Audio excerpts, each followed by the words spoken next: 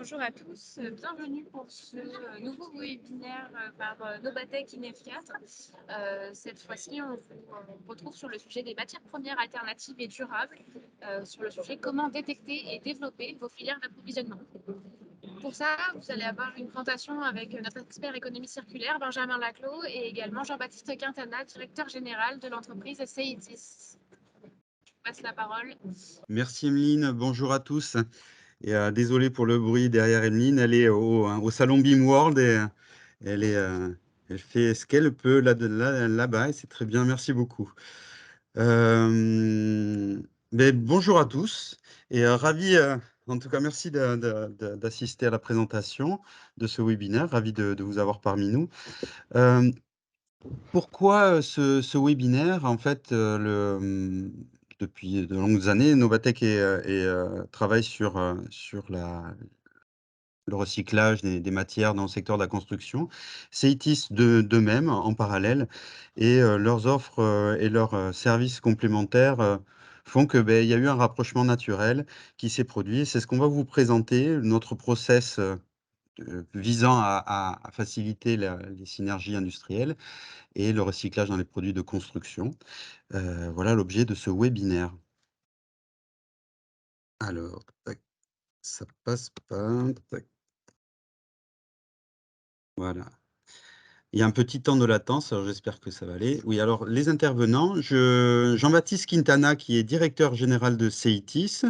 Je te laisse la parole, Jean-Baptiste, si tu veux te présenter brièvement. Oui, bonjour à tous. Merci beaucoup pour votre participation à ce webinaire. C'est un plaisir de vous présenter notre process et notre collaboration sur les sujets des matières alternatives. Donc, je suis Jean-Baptiste Quintana, je suis le directeur général de CETIS, qui est un gestionnaire de déchets en économie circulaire et un fournisseur de matières alternatives durables. On vous présentera les sociétés un petit peu après, donc je te laisse, Benjamin, te présenter aussi. Je suis ingénieur construction de formation et à Novatech depuis ses débuts, depuis une quinzaine d'années, et référent sur les sujets de l'économie circulaire au sein du centre. Je vais aller brièvement sur la présentation de Novatech, que je pense la majorité connaissent. On est un centre technologique et de recherche appliquée sur le sujet de la construction durable. C'est vraiment notre domaine d'accompagnement et de services et de R&D.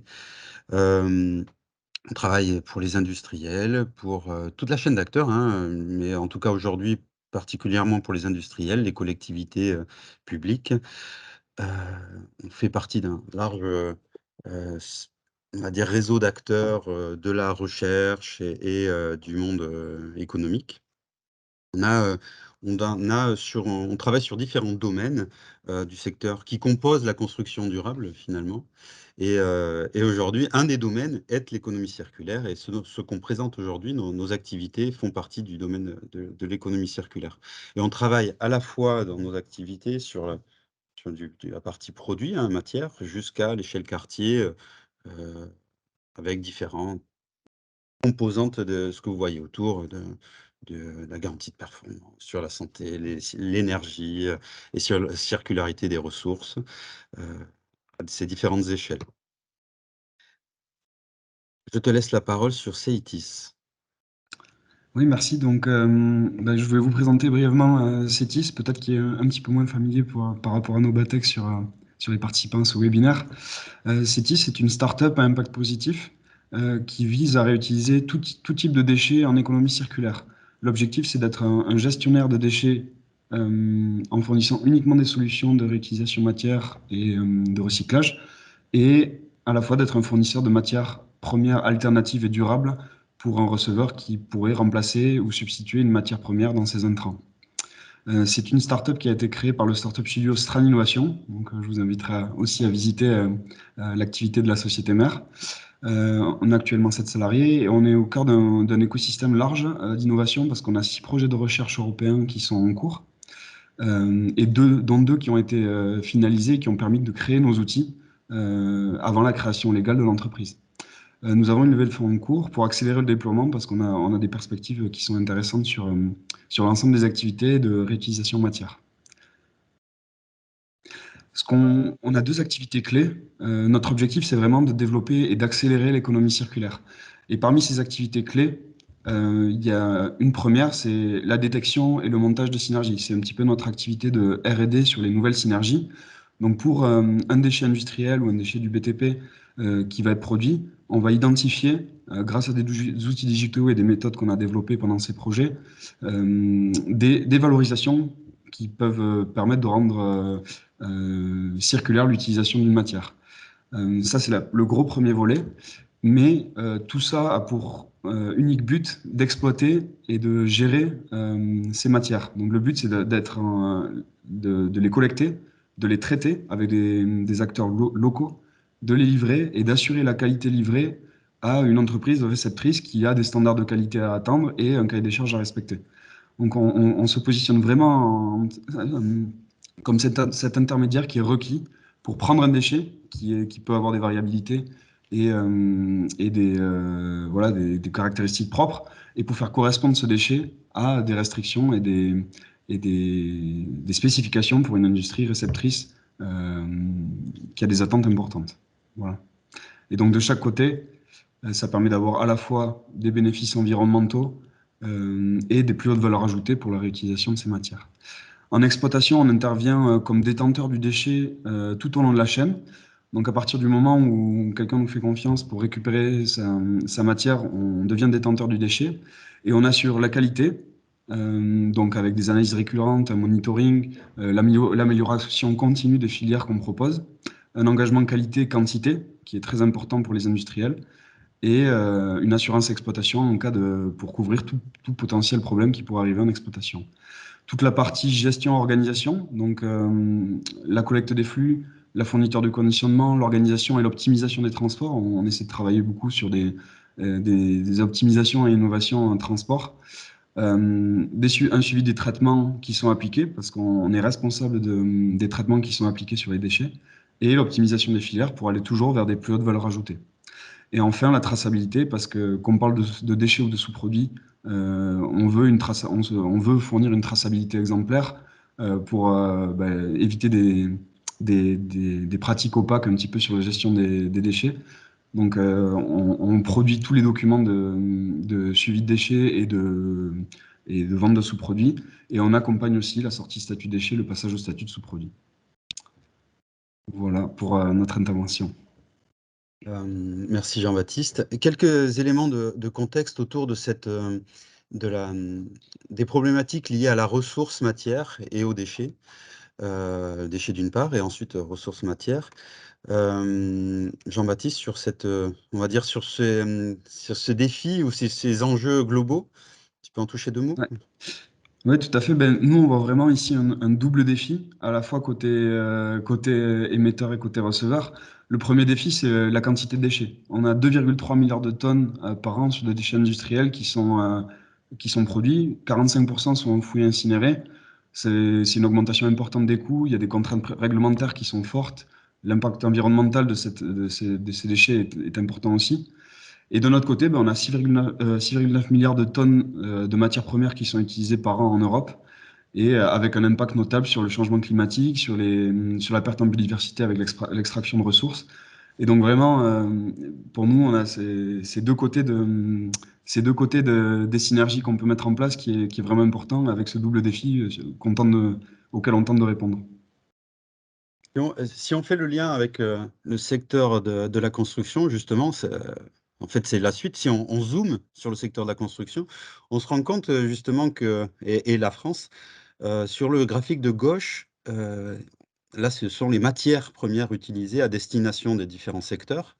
Et on se rend compte que le secteur de la construction est justement le premier consommateur, et de loin, consommateur de matière, avec en plus une pluralité de matières assez impressionnante, qui va du minéral, plastique, métal, en fait tout type de matière, et métaux rares, tout type de matière que vous pouvez imaginer vont et peuvent aller dans le secteur de la construction. Donc on a le secteur de la construction représente un récepteur très important en termes de volume et de différence de matière pour les fabricants de produits et les industriels.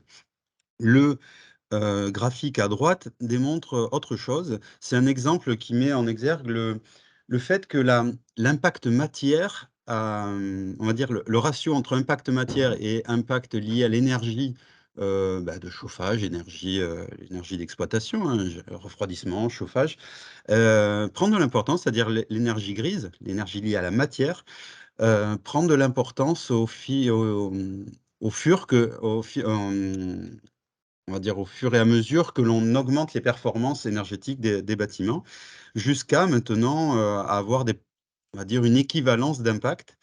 Heu, Ça fait le lien ensuite avec la réglementation qui arrive dans le secteur de la construction, avec notamment la RE 2020, réglementation environnementale, 2020, qui fait suite aux réglementations thermiques, on va dire, qui étaient, les réglementations passées, qui exigeaient des performances, thermiques et énergétiques. Maintenant, on introduit une notion de performance carbone, l'impact environnemental. Donc il prend en compte, l'impact matière, l'impact carbone sur les gaz à effet de serre et donc de la matière. Donc il y a vraiment une exigence liée aux produits, aux systèmes constructifs qui composent un bâtiment et lorsque l'on, exige, on va dire, lorsque l'on évalue un bâtiment, on fait appel à des FDES, à des données, d'impact, environnemental des produits et donc les industriels et fabricants ces produits ont tout intérêt à avoir des produits les plus économes en termes de gaz à effet de serre, de carbone et de matière.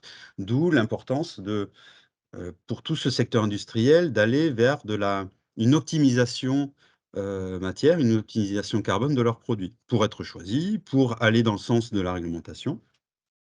On a d'autre part la REP bâtiment qui est en train de se mettre en place, qui a été repoussée à l'année prochaine.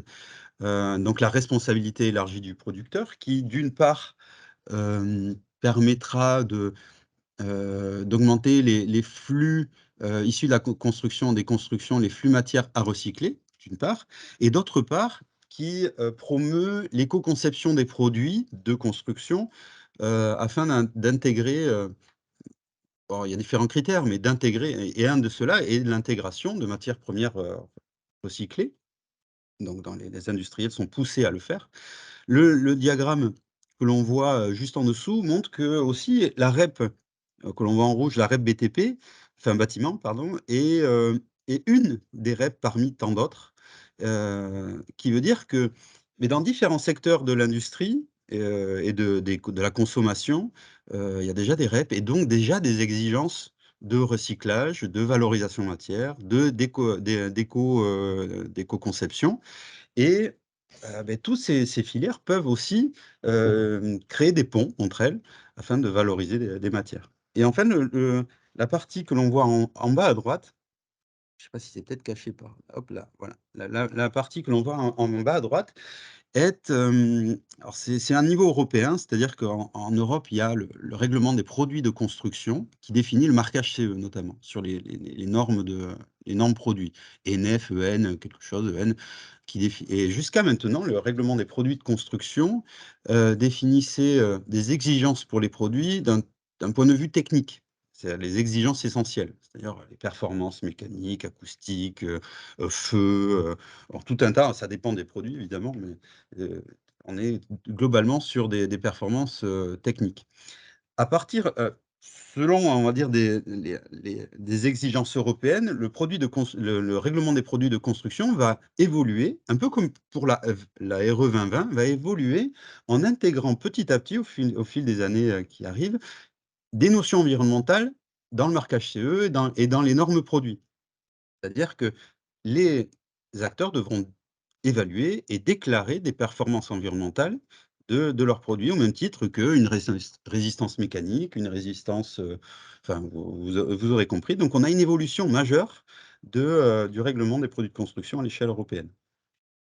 Et donc là encore, les industriels ont tout intérêt à travailler sur, on va dire la réduction de l'impact carbone et ressources de leurs produits et donc aller vers des matières premières alternatives, locales, moins, énergivores. Bon, il y a plusieurs biais, hein, dont celui des matières premières alternatives. Alors, j'essaie de passer à celle d'après. Voilà. Et donc par rapport à ça, donc là, Benjamin vous a présenté vraiment la réglementation qui est autour du secteur de la construction.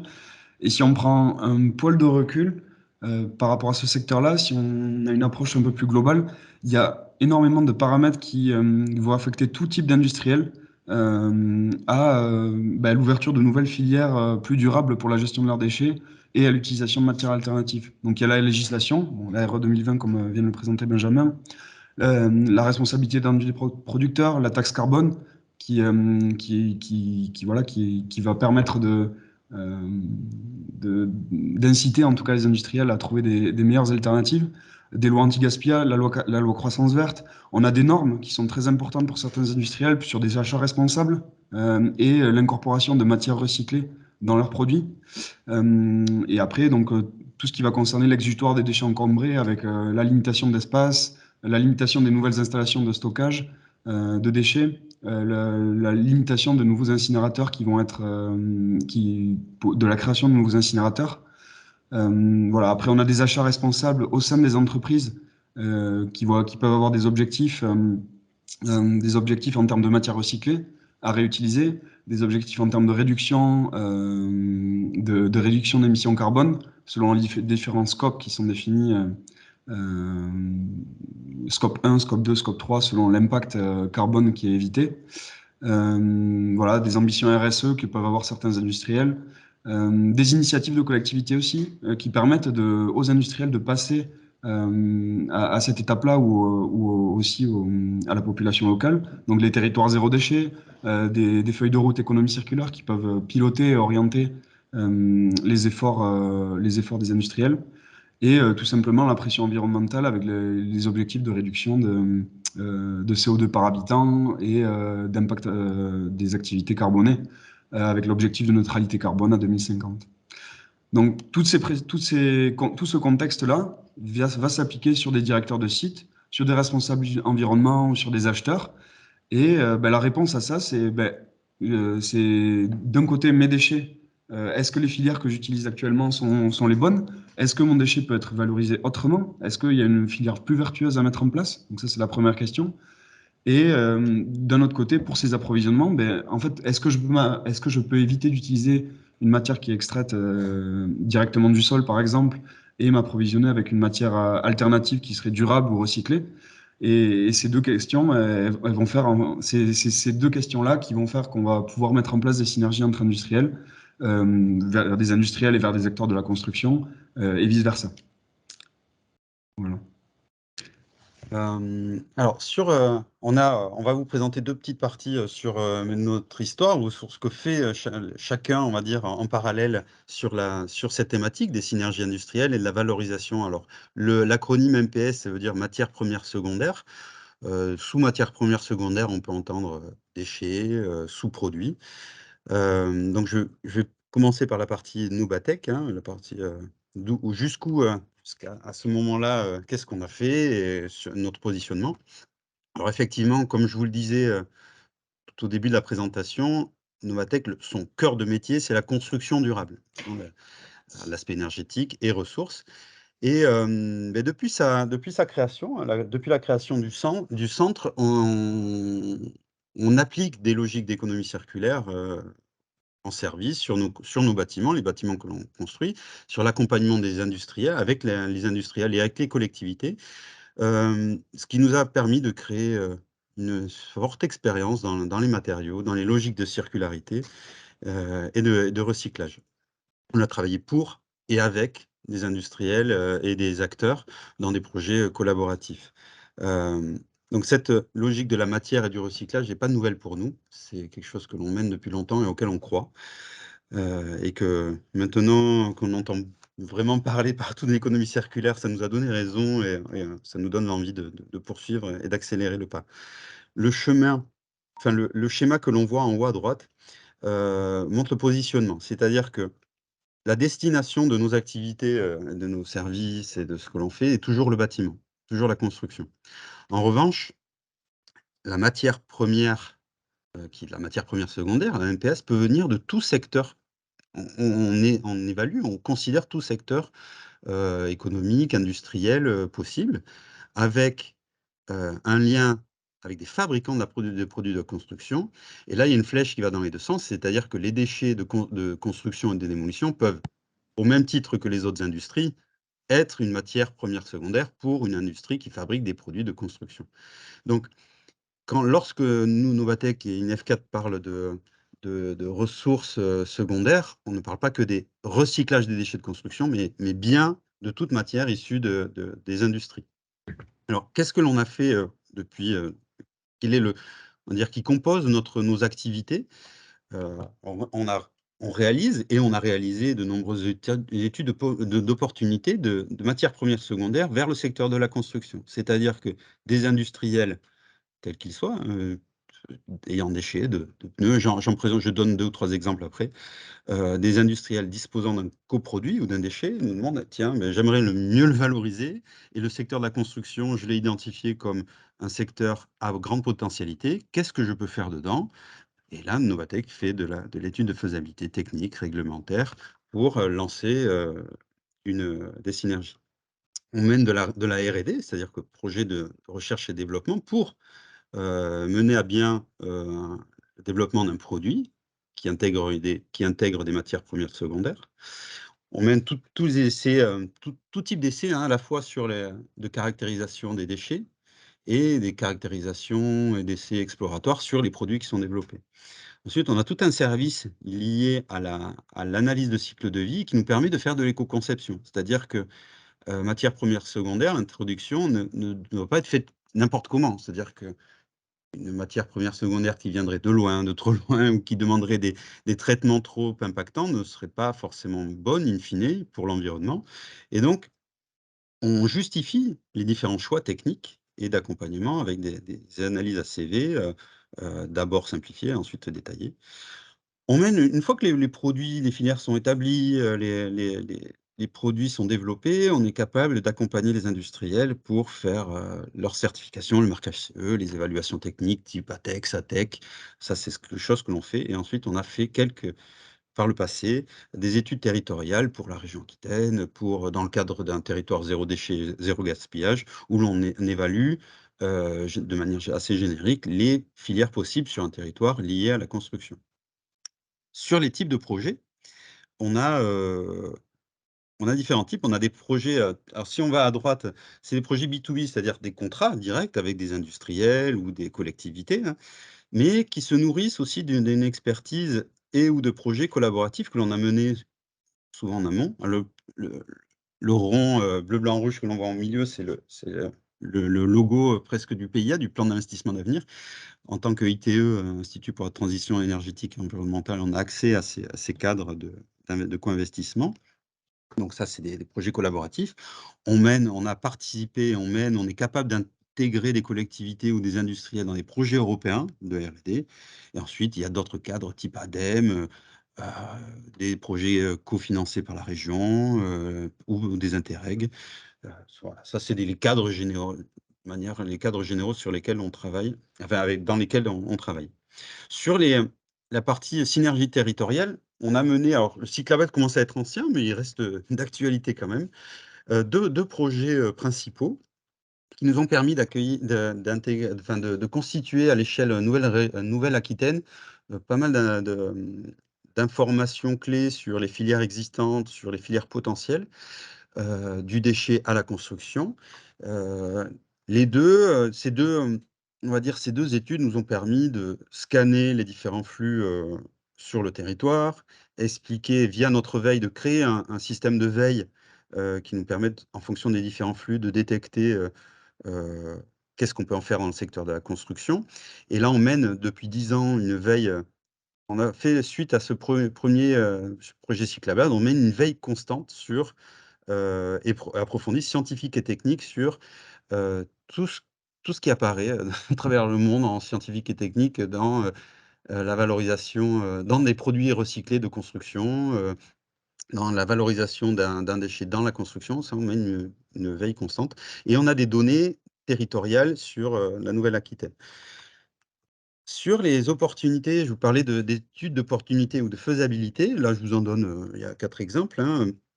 Là, il y a des déchets de verre avec Brian, on avait travaillé avec Rogène, ça maintenant c'est Suez, mais c'était Rogène, les déchets de pneus, des déchets de bois et à chaque fois, on a on a mené, le process suivant où on a caractériser le déchet, c'est-à-dire les caractériser, on prend, heu, il est souvent d'ailleurs caractérisé par l'entreprise, hein, mais en vue d'une utilisation dans le secteur de la construction, parce qu'on a nos petites idées dès le départ, il y a souvent, la plupart du temps, des caractérisations complémentaires à mener, c'est ce que l'on mène. On cible d'abord un éventail assez large de valorisation possible dans le secteur de la construction et on croise, on fait matcher les caractéristiques du déchet, enfin du coproduit, hein, ça dépend s'il est sorti du statut de déchet déjà ou pas. On croise les performances ou les caractéristiques du déchet avec, les premiers niveaux d'information, réglementaires, techniques, de marché, des valorisations, enfin des produits de la construction que l'on a ciblés. On À ce moment-là, on fait une première sélection et des échanges avec, l'industriel émetteur du déchet, pour savoir si, en termes de quantité, de territoire, de marché destinataire, est-ce que ça nous convient ou pas?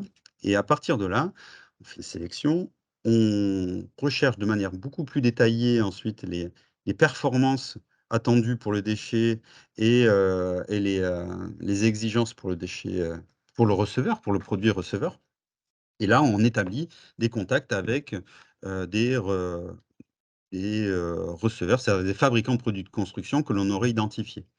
Tout ça est fait à la différence de Ceitis, c'est et on vous expliquera, vous comprendrez ensuite notre complémentarité. Tout ça est fait, sans outils, avec des techniques très archaïques, hein, de connaissance du territoire, d'expertise de la construction, de réseautage, mais on n'a pas d'outils de mise en synergie et on travaille avec notre expertise de la construction, la connaissance de la matière simplement. Heu et ensuite, on s'arrête, heu, dans ces études de faisabilité pour notre part, à Novatec INEF4, on s'arrêtait, sur le fait de mettre en contact les entreprises, de lancer des expérimentations, mais ensuite, heu, la suite était de leur on va dire, leur histoire et mais le CITIS apporte tout le reste, tout ce qui complémente, vous allez voir ensuite. Sur la partie, faisabilité, on est capable également, d'organiser au-delà de faire des études qui aboutissent à des rapports, à des mises en contact, on est capable d'organiser et de mener des expérimentations, labo et tests, sur site. Là, c'était là, je présente une étude que l'on avait menée, qui avait été initiée par la CCI de Bayonne, et que je remercie d'ailleurs, qui avait une problématique d'un déchet sur des sables de fonderie. Et ensuite, Novatec a permis de cibler un matériau, de créer un contact avec un industriel, de la région, que certains connaîtront, j'imagine. Et on a mené ensuite la partie test et en labo et étude de synergie. Et ensuite, beh, là, on s'est arrêté avec les tests et charge à eux de créer la synergie, enfin de continuer la synergie ou pas. Sur, des projets de R&D, là, beaucoup plus, profond en termes d'études de R&D, on a mené, plusieurs, mais là, c'est 2 exemples avec les laitiers, toujours avec du laitier, les laitiers d'acierie sur lesquels on a travaillé, sur, différents process et ensuite les déchets de pneus et d'enrobés dans les enrobés. Pareil, là, Novatec a établi le consortium, monté le projet sur la base des volontés d'un industriel émetteur du déchet. Donc on a monté le consortium en allant chercher toute la chaîne d'acteurs, en allant chercher les cofinancements, on a coordonné la partie, R&D, et ingénierie. On a intégré dans les projets, bien entendu, parce qu'on ne sait pas tout faire en termes de labo et on n'est pas expert de de tout, hein, non plus. Donc, on a intégré des laboratoires spécifiques liés à la route, ou au béton, à certains domaines. Donc, on a intégré ces gens-là et on a fait les études ACV, on a mené les études pilotes et jusqu'à des chantiers pilotes et heu et là encore, une fois que les produits étaient développés, mais charge aux industriels du projet de consortium de faire leur business entre eux et de voir. Mais des fois, ça a fonctionné, des fois non. Bon, on va dire dans la continuité. Ensuite, sur les projets européens, là, 3 exemples, de projets européens auxquels Novatec a participé. On n'était pas coordinateur. Sur la valorisation, le premier sur la valorisation des déchets de cuir dans le BATP, c'est-à-dire pour des panneaux acoustiques pour la route. Dans Rewesty, c'était les poussières d'aciérie, c'est les poussières qui ont des caractéristiques de masse volumique très importantes, dans des lames acoustiques, pour la construction. Et ensuite VIP, qui est un H2020, sur la valorisation des déchets inertes dans des bétons et dans des aérogels de silice à destination des panneaux préfabriqués de façade. Ces projets nous, on les coordonne pas, ces projets, on pourrait, mais en tout cas, ceux-là, on les a pas coordonnés, nous permettent d'avoir une expertise et de pouvoir répliquer ces connaissances-là avec des acteurs sur le territoire, des différents domaines des projets de R&D européens sur lesquels on est. C'est-à-dire qu'on peut tout à fait répliquer une filière ou monter une filière liée au recyclage du cuir, aux poussières d'aciérie et pareil sur les inertes. Je te passe la parole plutôt. Ouais, merci beaucoup, Benjamin. Baptiste.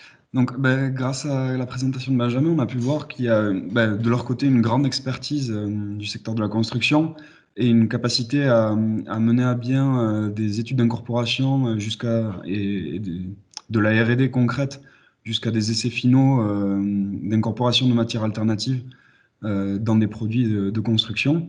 De notre côté, ce qu'on va pouvoir apporter en complément, et que ça va être 2 volets, la partie outils digitaux pour la détection et l'identification de synergies, et la partie passage à l'exploitation.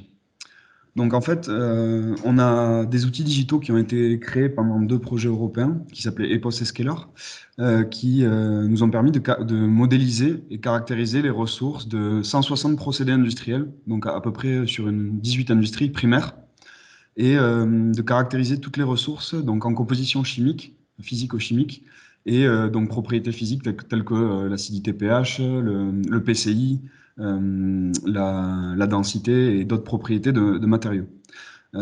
Cet outil nous permet de trouver des valorisations pour les déchets ou des matières premières alternatives sur la base de requêtes, matching, sur le nom de la ressource, sur la composition physico-chimique ou les propriétés. Une fois qu'on a identifié ce secteur, on est capable, avec l'agrégation de plusieurs bases de données géolocalisées à l'échelle européenne et nationale, donc il y a actuellement 55 000 sites qui sont géolocalisés, de trouver les émetteurs ou les receveurs les plus proches pour mettre en place la synergie.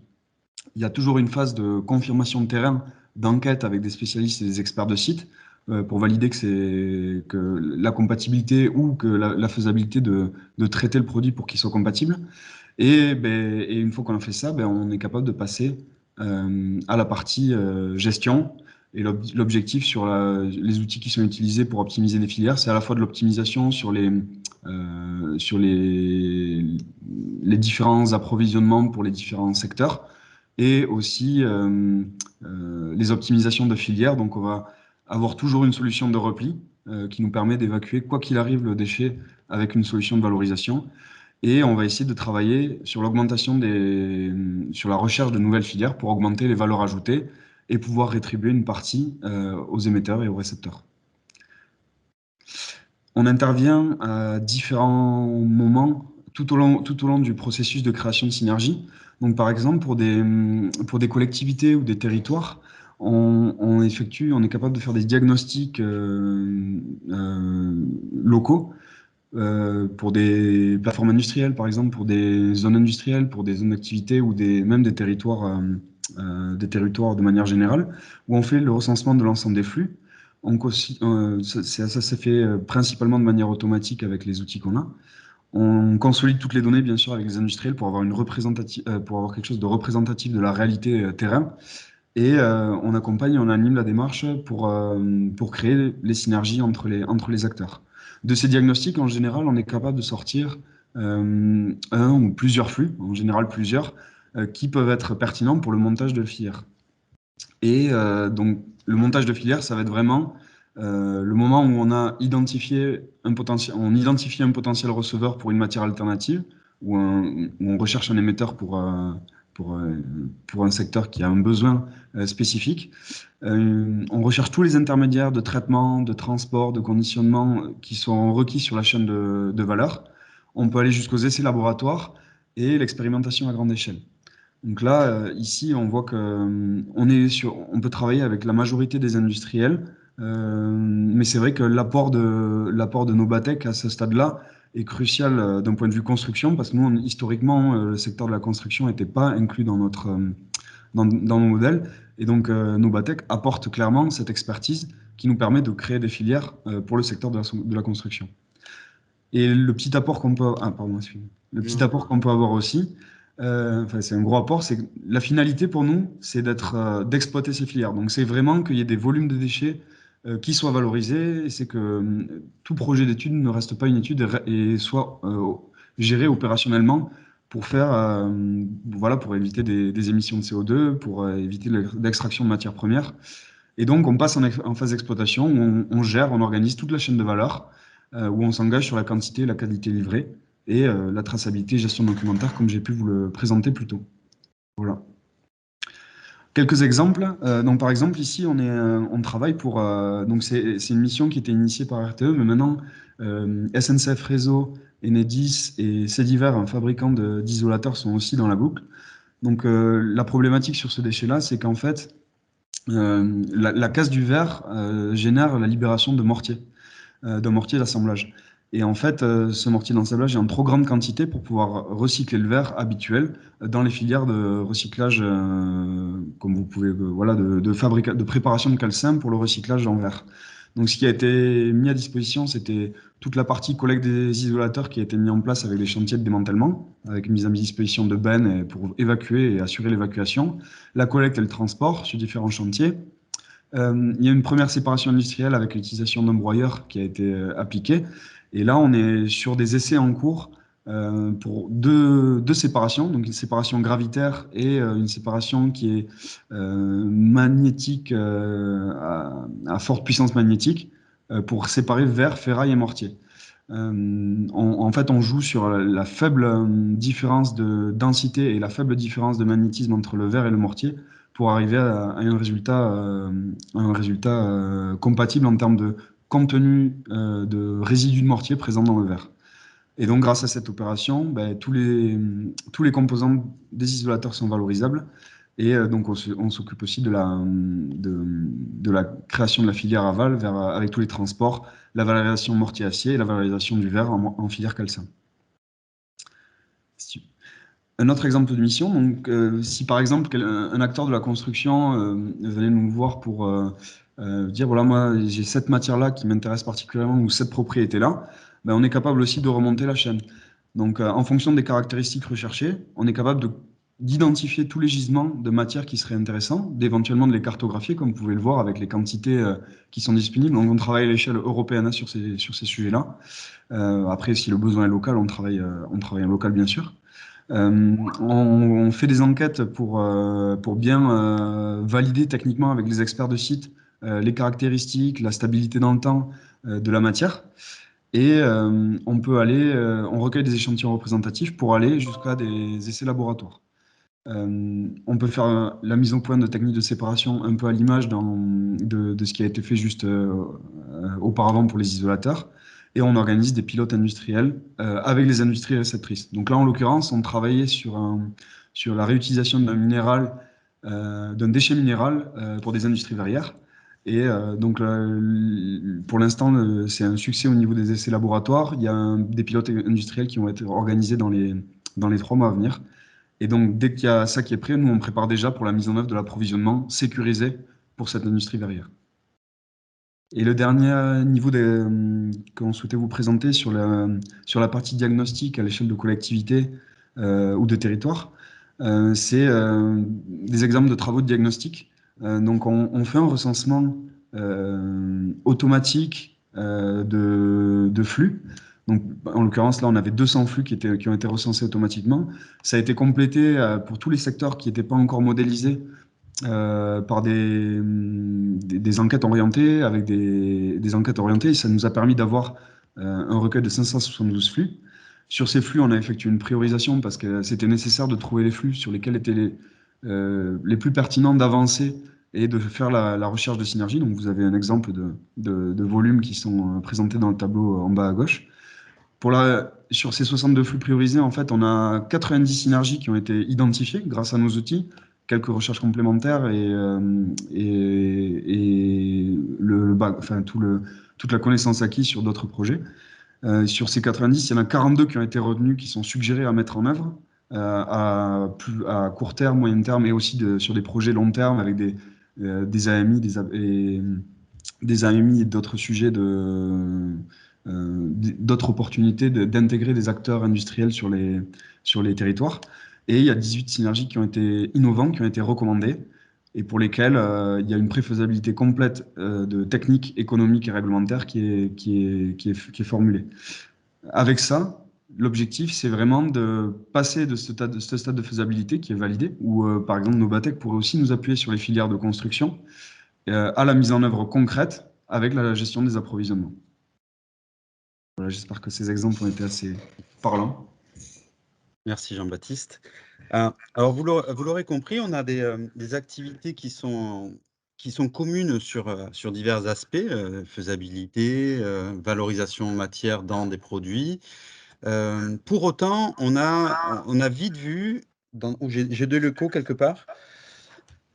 Il faut peut-être couper Jean-Baptiste, tu peux couper le micro, je ne sais pas si ça vient de toi.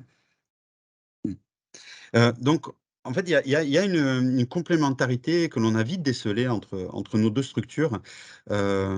Si on veut travailler pour les industriels du déchet, des fabricants de produits de construction et les collectivités, Novatec a l'expertise du secteur de la construction, technique, réglementaire, des produits de la construction, ses composantes, les acteurs, est capable de faire de la R&D et maîtrise son cadre, créer des projets collaboratifs, les mener, les monter.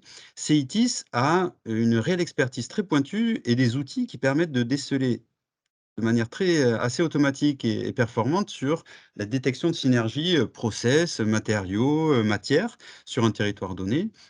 Ça, d'une part, c'est-à-dire qu'il y a réellement une accélération de la détection de synergies et d'évaluation de flux sur un territoire. Et d'autre part, au bout de la chaîne, être en mesure d'assurer à l'émetteur et au récepteur la gestion du flux de la synergie qui a été créée, c'est-à-dire du flux déchets, enfin déchets qui devient un coproduit, le flux matière. C'est un service qui est de bout en bout, c'est-à-dire de la détection de la synergie jusqu'à la gestion in fine, mais à l'échelle Novatec, Inef4+, et ITIS, on est capable d'apporter ça avec cette offre commune. Et j'aurais dû passer à cette slide directement. C'est ça, c'est exactement ça. CEITIS a développé des outils digitaux qui lui permettent, et une connaissance, expertise et des outils digitaux qui permettent justement d'aller détecter très rapidement des synergies, process, flux entre industriels et permet d'exploiter. Et Novatec vraiment est expert de la construction, de la R&D et de l'innovation, et les 2 ensemble, et c'est pour ça aussi qu'on s'est compris, les 2 entités, les 2 boîtes ont une profonde expérience sur les logiques d'économie circulaire, disposent d'informations détaillées, techniques sur les secteurs déchets, sur le secteur bâtiment et des réseaux importants, industriels et BTP. Et les 2 croisés font on propose en tout cas aux collectivités territoriales et aux industriels une offre assez complète et je pense experte, intéressante. Alors, pour qui? Justement, pour les industriels qui ont un coproduit, un déchet sur les bras qui veulent qui est valorisé à l'heure actuelle ou pas, mais qui cherchent une valorisation à meilleure valeur ajoutée ou plus locale. Pour les fabricants de produits du BTP, de construction, qui veulent sécuriser ou changer une matière première, une ressource première dans la fabrication de leurs produits, par une matière alternative recyclée, locale ou moins locale, mais en tout cas, quand ça fait sens d'un point de vue environnemental, mais qui veulent changer une matière par une matière alternative. Et ensuite, pour les collectivités, territoriales qui, mais qui veulent avoir un état des lieux de leur territoire et qui veulent impulser des synergies sur leur territoire. Cette offre-là globale, ça s'adresse à ces 3 types de clients ou de cibles. Heu, Qu'est-ce que l'on fait, à l'échelle de Novatec plus, Ceitis? Eh beh, ça, c'est-à-dire qu'on est capable d'aller, assez rapidement et de faire des études de faisabilité de la valorisation d'un coproduit ou d'un déchet dans le secteur de la construction et de manière détaillée, complétée, c'est-à-dire avec une vision process, très détaillée de la part de Ceitis, une vision réglementaire, technique, marché, construction de la part de Novatec. On est capable, à l'inverse, d'aller chercher pour un industriel qui veut changer de matière, un industriel fabricant de production, de construction, d'aller chercher une matière alternative sur un territoire. Là, entre en jeu plus particulièrement Ceitis avec ses outils et son expertise, et Novatec va accompagner Ceitis sur la partie, réglementaire, technique du produit, on va dire, receveur et va accompagner même avec sa connaissance du réseau de la construction.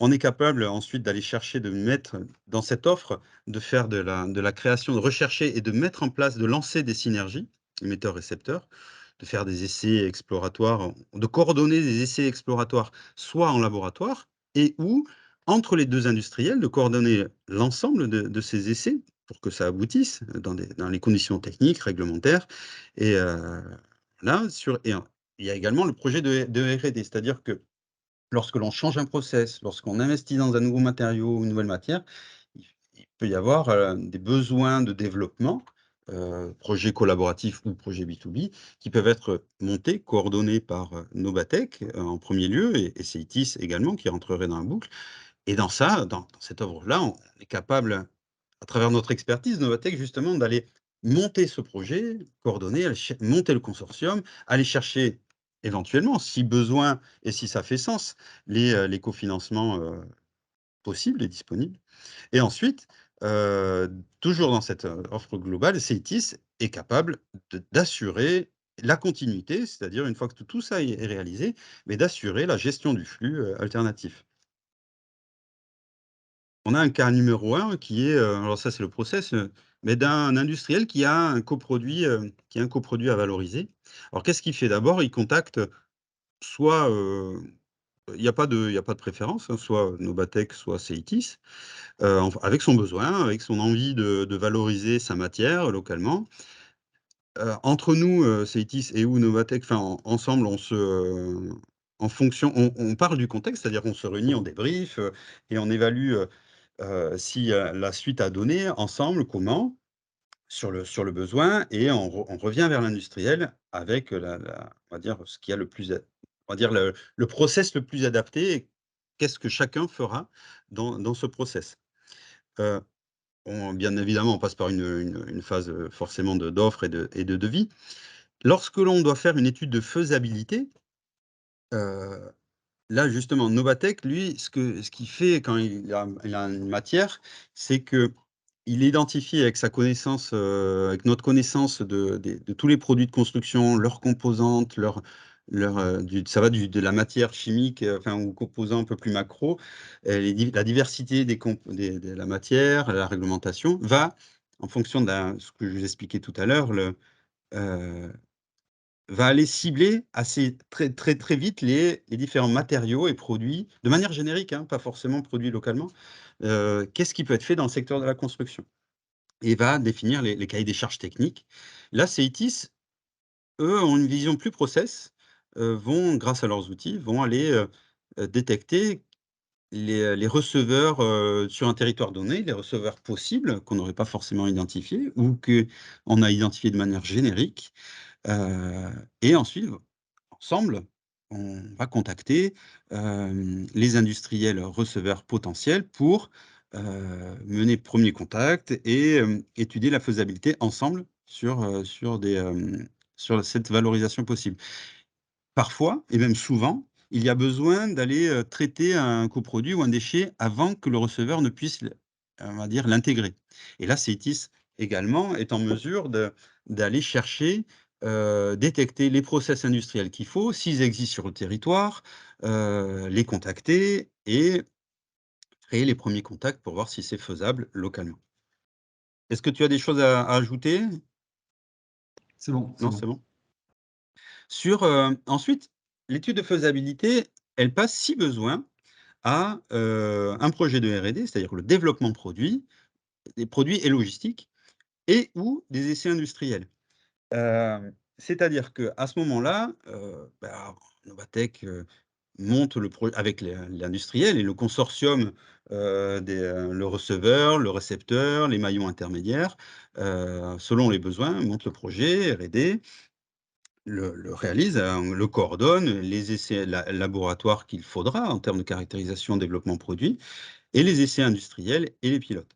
CEITIS aussi est en mesure, par son expertise, parce qu'ils l'ont déjà fait de très nombreuses fois, de pouvoir tester, alors sans projet de R&D, profond, d'aller organisé entre l'industriel A qui est émetteur du déchet et le fabricant B qui est le récepteur du coproduit ou du déchet, d'organiser des essais industriels, des essais pilotes, hein, pour voir si ça fonctionne, si l'intégration de la matière fonctionne. Ça, CETIS sait très bien le faire, d'organiser ces essais-là.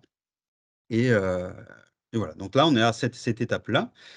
On a mis des petits points, gris, au milieu, c'est-à-dire que, parfois, lorsqu'une valorisation, est déjà détectée par un industriel, c'est-à-dire qu'il sait que, hem, son coproduit, parce qu'il a déjà contacté l'industriel receveur, son coproduit est possiblement valorisable, dans, tel produit de la construction avec tel acteur, de la région. Nous, on peut lui confirmer, techniquement, réglementairement. On s on saute l'étude de faisabilité parce que, finalement, on a déjà repéré les acteurs, on sait que c'est faisable par ailleurs et on peut passer directement à un projet de développement ou des essais industriels. Une fois que tout ça c'est fait, Gérald, le heu temps un oui, petit peu nous manquer. comment? Le temps commence à nous manquer, il nous reste Ah, 5 minutes. ah oui, quand même! Oh là là! Bon, je vais accélérer alors.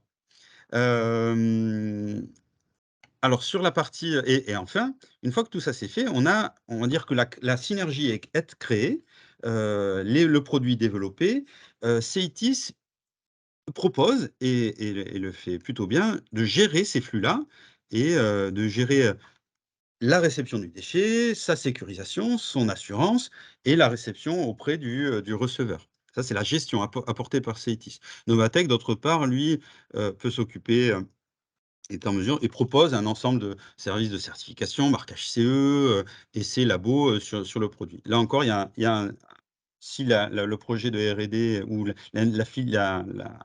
la synergie déjà créée, le devis peut être directement sur la gestion, la mission directement sur la gestion ou la certification des produits. On a un cas numéro 2 qui est un fabricant de produits de construction qui veut, changer ses matières premières par des matières alternatives. Là encore, même process, contact de l'un ou 2, on évalue le besoin, on évalue le meilleur process, possible. À ce moment-là, on a un changement par rapport à tout à l'heure. On a Ceitis qui va, plus particulièrement Ceitis, avec ses outils et son expertise, qui va, en fonction, des caractéristiques de la matière, alternative recherchée, et du produit de construction, qui va les intégrer, d'aller chercher, détecter sur un territoire donné, mais quelles sont les matières, potentielles sur ce qui pourraient convenir. Donc là, il y a une étude de faisabilité, des premiers contacts qui sont menés, des détections des industriels, intermédiaires, sur un territoire donné, avec ses outils et son expertise. Et là, on revient, une fois que on va dire les émetteurs sont identifiés, contactés et qu'il y a un premier niveau de contact, et de faisabilité qui est établi, on revient au process de tout à l'heure où, on peut mener un projet de R&D, des essais industriels et la gestion de flux, heu, tel qu'on l'expliquait, tout à l'heure. On a un cas numéro 3 où on a une collectivité territoriale qui veut, développer des synergies sur son territoire. Là, il y a 2 cas, soit et on va dire c'est le plus courant, il y a un appel d'offres public auquel Novatec plus Ceitis répond, comme, toute autre, groupement ou bureau d'études qui répondrait selon le cahier des charges, ou, et c'est déjà arrivé de cette manière-là, d'un marché de gré à gré avec, parce que justement les expertises cumulées de l'un et de l'autre font que, on peut passer sur du marché à gré ou du marché d'innovation, et là sans passer par des appels d'offres publics. Sur ce, et c'est la dernière slide, sur là-dessus, heu je te laisse, Jean-Baptiste, c'est plutôt toi cette partie-là. Je peux te laisser, le temps, le plaisir de le détailler un petit peu, sachant que c'est la dernière slide. Oui, merci beaucoup. Donc, un petit peu sur le format de l'offre de collectivité qu'on a pu vous montrer tout à l'heure. En fait, le point de départ, c'est d'arriver donc déjà à recueillir le besoin de la collectivité sur ses ambitions en termes de synergie au sein du territoire. Une fois qu'on a ça, on peut échanger sur un process à mettre en œuvre avec cette collectivité et comment interagir avec les industriels de son territoire. L'objectif, c'est vraiment de faire un état des lieux complet du territoire et des flux, donc avec un recensement vraiment exhaustif de tous les flux, une priorisation qui nous permet de voir sur quel flux ce sera le plus pertinent de travailler pour la recherche de synergie. Il y a bien sûr une confirmation de terrain qui a été effectuée et qui a été menée avec les industriels eux-mêmes pour que, bien sûr, les résultats soient bien conformes en fait à la réalité de leur quotidien. On utilise des outils pour faire de la recherche automatique de synergie. Et justement, Nobatech peut apporter l'expertise de tout ce qui va être secteur et flux construction. Donc ça vient sur l'ensemble des flux qui sont identifiés sur le territoire. Ça permet de cibler tous les flux qui seront utilisables pour le secteur construction. Une fois qu'on a fait ce process de recherche de synergie, on peut repartir dans le process complet de faisabilité R&D qu'on vous a présenté un peu plus tôt sur les cas numéro 1 et 2, et pour aboutir au final à la gestion des flux. Sur les compétences complémentaires qu'on mobilise sur cette activité, ça va être vraiment sur la cartographie des flux, les contacts des industriels, tout secteur et ceux de la construction, la faisabilité technique, économique et réglementaire, et le lancement des projets de faisabilité jusqu'à la création des nouvelles filières avec les industriels. Donc là, on part vraiment d'une offre sur un état des lieux complet, des flux en circulation requis par les industriels et émis par les industriels. Et petit à petit, on affine jusqu'à trouver certaines valorisations qui seront applicables pour le secteur de la construction et pour d'autres secteurs, jusqu'à une implémentation et une mise en œuvre concrète sur le territoire. Merci De la même Jean-Baptiste. manière, on peut passer par l'état des lieux. Et si l'état des lieux a déjà été réalisé en interne par la collectivité ou via d'autres activités précédentes, on peut directement travailler sur cet état des lieux. On peut directement travailler sur la recherche de synergie pour les mettre en place à l'échelle du territoire. Voilà. Yes. Merci Jean-Baptiste. Emeline, comment on fait? Je sors de la présentation. Ouais, tu peux rester sur la slide de merci et comme ça, si, Ah, si d'accord. le support peut servir de réponse. On a reçu 3 petites questions dans le chat, on va pouvoir prendre quelques minutes pour y répondre et le temps qu'on les traite, si vous en avez d'autres, n'hésitez pas à les envoyer. Première question reçue, à partir de quel volume est-il pertinent de mener ce type d'études d'opportunité de valorisation des MPS? Alors, je me permets de répondre. Alors ça dépend, je ne sais pas qui est l'émetteur de cette question, mais en tout cas, ça dépend vraiment à quelle échelle on se positionne. Nous, on fonctionne généralement, dès qu'on dépasse les milliers de tonnes, c'est sûr que ça vaut le coup de commencer à regarder. En fait, ce qui va principalement jouer, c'est sur la qualité intrinsèque de la ressource. Donc, si on est sur des matériaux à faible valeur ajoutée, plus il y a de volume, plus ce sera intéressant de travailler dessus. Et par contre, si on est sur des quantités qui sont très faibles, il faut vraiment que la matière soit une valeur ajoutée intéressante ou qu'elle ait un impact environnemental très fort.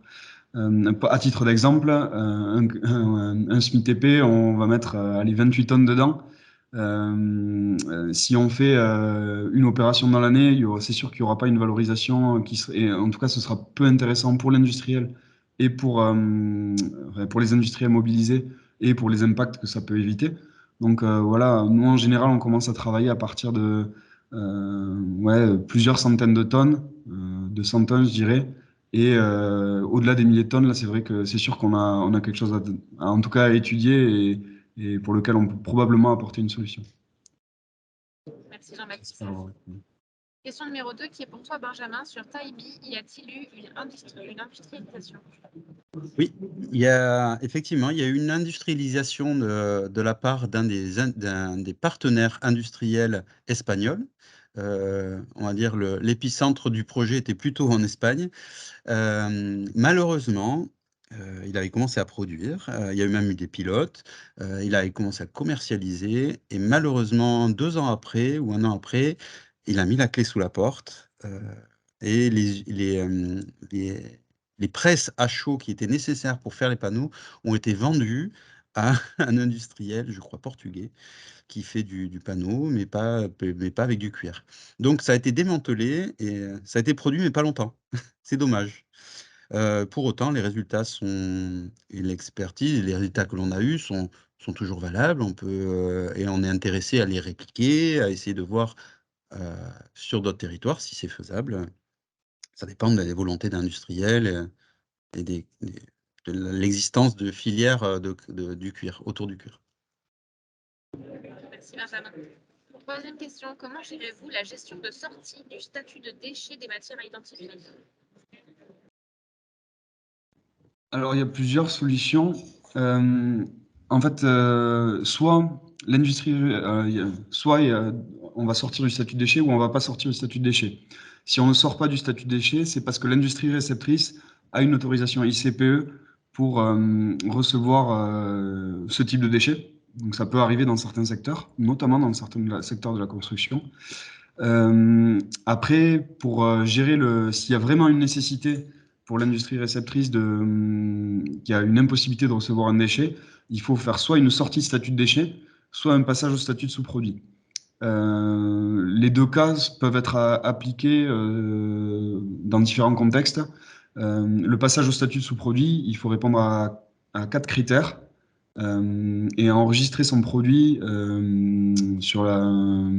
c'est une plateforme qui s'appelle Etcha, qui permet d'enregistrer le produit comme sous-produit, de faire certaines analyses qui permettent de confirmer qu'il n'y a aucune incidence sur l'environnement et la santé humaine, et qui permet de certifier que le produit peut être utilisé comme sous-produit et déclaré comme sous-produit. Dans le cas de sortie statut déchet, je pense qu'il y a quand même, que ça a déjà été fait dans le secteur de la construction, mais c'est plus une activité qui se réfléchit et qui se monte au niveau secteur et où il y a un changement de réglementation qui est à prévoir. Voilà. Merci Jean-Baptiste. J'ai une autre question. Avec quel matériau traditionnel de construction faut-il arrêter de construire? Question piège? Non, pas question piège. En fait, ce qu'il y a, c'est on fustige, le premier qui viendra à la tête de beaucoup de gens sera le béton parce qu'il est identifié comme celui qui est le plus grand émetteur de gaz à effet de serre. Cependant, c'est une industrie enfin, un matériau qui, techniquement apporte des choses que l'on peut pas avoir avec d'autres matériaux. Hem, il faut bien sûr travailler durement pour le décarboner, cette industrie, mais chaque matériau a sa place techniquement et c'est complémentaire. Donc arrêter un matériau, alors mis à part les produits dangereux, mais il y en a de moins en moins, je crois pas, peut-être les pièces plastiques, mais encore on en a besoin. Tant qu'ils seront recyclés, tant mieux ou réemployés, tant mieux. Je pense pas qu'il faille arrêter, d'utiliser un matériau, tel qu'il soit. Ils sont tous complémentaires et par contre, on peut travailler pour chacun à leur réemploi, recyclabilité et heu, décarbonatation du process industriel. Merci Benjamin. J'ai une dernière question qui est de moi pour le coup. C'est celle de l'assurabilité de ces nouveaux matériaux et de ces matières premières secondaires. Comment ça se passe? Alors, moi, je vais répondre une partie, peut-être, Jean-Baptiste en aura une autre. Alors que lorsque l'on parle, il y a, souvent il y a une peur autour des matières premières secondaires qui est pas forcément fondée. en tout cas pour l'utilisateur final. C'est-à-dire qu'un industriel qui va intégrer une matière première secondaire, il va répondre au même cahier des charges qu'avec une matière vierge. C'est-à-dire qu'il a une norme produit qui définit des performances à atteindre et à déclarer. Et donc, qu'il intègre une matière première secondaire dans son process ou pas, il va devoir répondre aux mêmes exigences en termes de performance, en termes de suivi qualité, et les performances in fine seront pareilles, sinon meilleures, parfois. Et donc, il n'y a pas de peur à avoir particulière, et l'assurance, en gros, sur la partie assurabilité, n'est pas un souci. C'est-à-dire que si vous respectez une norme produit, l'industriel sait très bien faire. Et parfois, quand on sort de la norme, il y a des dispositifs qui existent, que l'on appelle dans le secteur de la construction les évaluations techniques, qui sont un ATEX, un ATEC. Alors, c'est coûteux, bien évidemment, mais des fois, ça vaut le coup, c'est plusieurs dizaines de milliers d'euros, hein, pas souvent. Mais lorsque l'on parle d'approvisionnement, d'une matière pour un industriel ou sécurisation d'un gisement sur X années, bien sûr que c'est rentable, c'est un changement de paradigme, et voilà. Mais donc, il y a tout pour que ce soit assurable, et c'est pas une réelle problématique, à vrai dire. C'est pas le cas du réemploi. Le réemploi, c'est un autre sujet, où on parle souvent de la l'assurabilité des éléments de réemploi, où on passe pas dans un process industriel. Merci beaucoup, c'était très clair. Voilà, on a fait le tour de toutes les questions qui ont été reçues. Je voulais vous remercier, Jean-Baptiste et Benjamin, pour cette présentation exhaustive et très claire sur cette offre. Merci beaucoup à tous. Merci Emeline. Merci Jean-Baptiste. Merci à vous beaucoup à tous pour votre participation.